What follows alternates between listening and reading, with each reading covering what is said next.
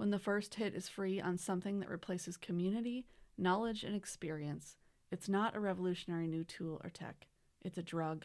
It's a push down the steep slope of addiction, and it's by design. I'm K R Solberg, author of the epic flintlock fantasy series The Palomar Saga, fantasy map illustrator, hack doodler, and relentless critical thinker. And this, by vehement request, is my first long-form video essay. If you are a reader, writer, or artist who cares about human creativity and critical thinking, you are home here. Generative AI is eating you alive. This is a word of caution to creatives from a recovered addict. With the advent of any new tech comes the inevitable debate, is it good or bad? It's the wrong question. Well, we ought to ask, what is it for? What are the costs? Not just the price tag, the human cost, the societal cost, the environmental cost. And we are historically very bad at asking and answering these questions honestly, which is a terrible precedent with the introduction of generative AI, especially as it pertains to human creativity. Never in history have we had a technological advance that mimics human creativity or reasoning, and I put a heavy emphasis on mimics. As a writer and visual artist, I have firm opinions about what place generative AI should have in the art and story creation process. Very little, and with extreme caution. As a professional graphic designer, I see the erosion of skill and understanding already plaguing young people going into my field, and the exponential speed with which dependence on generative AI widens that skill gap. As a Christian in America who is pretty weary of the dysfunction of American Christianity, I see an alarming disregard for these concerns within those circles. Not all, but many. All these things I can live with, but there is one parallel that truly keeps me up at night, one aspect I notice but don't see anyone talking about. Let me set the context. I was in middle school when I first discovered the sweet oblivion that alcohol offered my anxiety-plagued mind. I didn't know I had a brain disorder at the time, and I wouldn't for a few decades, but my body did, and I unwittingly sought out treatment. By 15, I was addicted. By 21, I was in rehab. The years leading up to walking through those doors live in my memory, not as scenes or events, but as episodes of mentality. I measure those volatile years of my youth by where I fell on the spectrum of my addiction. Denial, justification, secrecy, disaster, repeat. It seemed so cool at first, but not because of social pressure. Sure, there were some kids partaking, but the environment was only the thin layer of topsoil in which the seeds of my addiction took root. I was already a frustrated, foolish kid seeking a magic solution, and when I did, I felt powerful. I had finally found something that turned off all the noise in my head, all the fears in my heart. I could achieve with ease that which I had long sought but failed to accomplish. A few months ago, I came upon an author's confessional threads post that stopped me in my tracks. She described how she had started using generative AI to help with her writing, just bouncing ideas off of it at first. What it fed her was so enticing, she started using it to draft outlines, edit her manuscripts, and soon write her stories. I wish I'd taken screenshots to quote directly, but she said something like, "The AI sounded more like me than I did. I realized I had completely lost confidence in my own writing skills, even though I had been writing for decades." She went on to describe detoxing from using generative AI in her writing, and that journey sounded so disturbingly similar to an addict's rock bottom and trip to rehab that I had to physically put my phone down and walk away. I haven't stopped thinking about that post since. Her story and the parallels to addiction and recovery have become, as one might say, my Roman Empire. That notion has only grown since I've had more discussions with people who are actively and enthusiastically engaging generative AI as a replacement or heavy supplement to their creative endeavors. Not because I'm on a blind crusade, but because their responses and justifications follow the exact beats of an addict justifying or dismissing their habit. Every single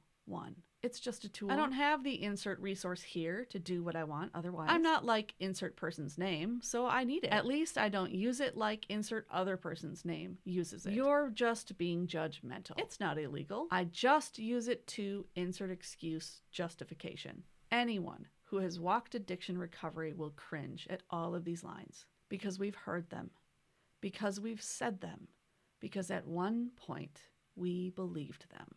And now we know them for what they are, the fragile scaffolding covering the truth in a thin facade, one that often only fools the addict. A quick side note to curtail the internet inquisitors. Saying one of these lines does not automatically make one an addict, just like the presence of an M dash or list of 3 does not make something AI writing. It's the persistent pattern coupled with underlying dysfunction that tells the real story. I use M dashes, lists of 3, and even, drumroll, metaphors in my writing, and you can pry those from my cold dead human hands, because I, who have never touched AI for my writing, don't give a flying Fruit Loop what tells the illiterate turds on social media say make something AI this week or next week, etc. It's the big picture, the pattern of sustained, often subtle dysfunction that gives away an addiction. In the same way, it's all of those tells combined that add up to an AI-written story or AI-generated image feeling soulless and off. So don't go using those lines as an addition to your list of tells. Get off the internet and read a book. Anyway, just like a person doesn't spontaneously develop a chemical addiction, generative AI didn't slip into our lives out of the blue. The age of social media has put more information and opportunity at our fingertips than any preceding time. And yet, we are becoming more ignorant, less literate, and worse, critical thinkers. We are drowning in information. We are disastrously distracted, and we are simultaneously over-connected and isolated. As a middle schooler, I was a smart kid, a good kid. I had a safe and stable home, not the socioeconomic markers of somebody who had a drinking problem by age 15. But my anxiety-riddled, underdeveloped, bipolar brain was fertile genetic soil for addiction. Between the early formation of that dependency as a teen and the start of my sustained sobriety in earlier adulthood, my emotional maturity and my personal resilience atrophied. At 21, when most of my friends were going out for their first legal drink, I was white-knuckling through detoxification and realizing that emotionally and spiritually, I was still 15. It's hard to learn emotional intelligence. It's hard to build grit, patience, and wisdom. It's even harder when you're late to the game and you know how easy it would be to just hit the quick fix, even when you know the quick fix is a lie. Sometimes I imagine what that journey will be like for generative AI users who want to be writers or artists and decide to really go for it on their own. I think of the writer on Threads who told of her crushed self-confidence, even with years of writing under her belt. How much harder will it be for a new writer or artist? What temptation will they have to overcome? What AI-fueled habits and misconceptions will they have to unlearn? A lot, probably. On my second day at inpatient rehab, I stood in a shower stall listening to a patient bawling about how much her kids needed her. It was agonizing. Even with the other women in the room begging her to stay, telling her that her kids needed her to work the program to get and stay sober, she left. Afterwards, one resident said, "The sad part is, she knows they really need her to stay. It's just easier to say she's leaving for them than for her drug." "My readers need my stories," was the reply one author gave me when I asked why she felt the need to use AI to write her books. I spent the next few minutes thinking about that young woman who had left the rehab center on my second day of treatment. They need me translates to, I'm not capable without it. Self-doubt, despair, and the physical and psychological need for the fix are 3 ingredients that keep people shackled to addiction. It's hard to understand if you haven't lived it, but it's not how you feel when you're on the drug that drives you. It's how you feel when you're off the drug.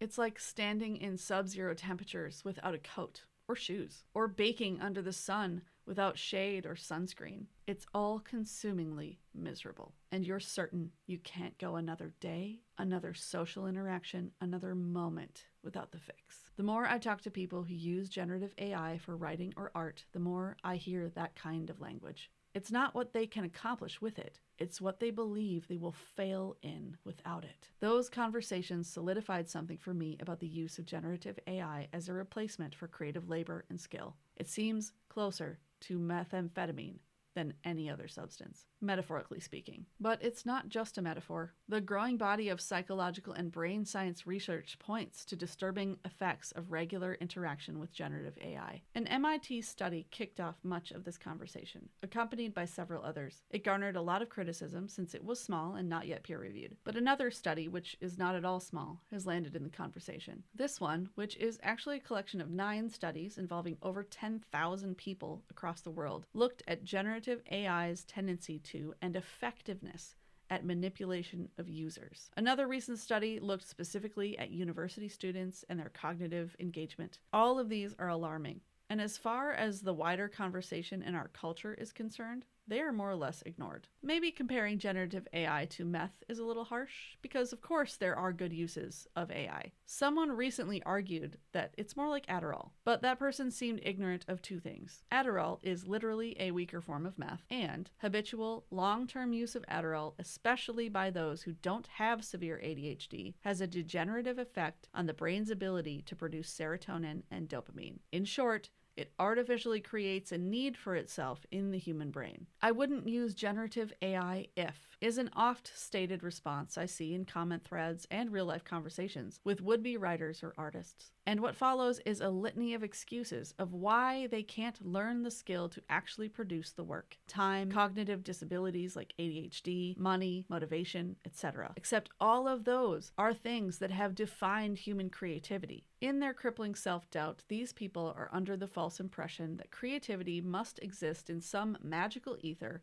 of unlimited resources and possibilities, which could not be further from how creativity actually works. Creativity is literally creating something new, unique, and unexpected within limitations. That is the parallel I want to end on. People deep in their addiction are often plagued with self-doubt and falsely believe that the only way out is some mythical scenario where the stars align to pluck them from the prison of their misery. There's always an excuse to stay in it. And I get it.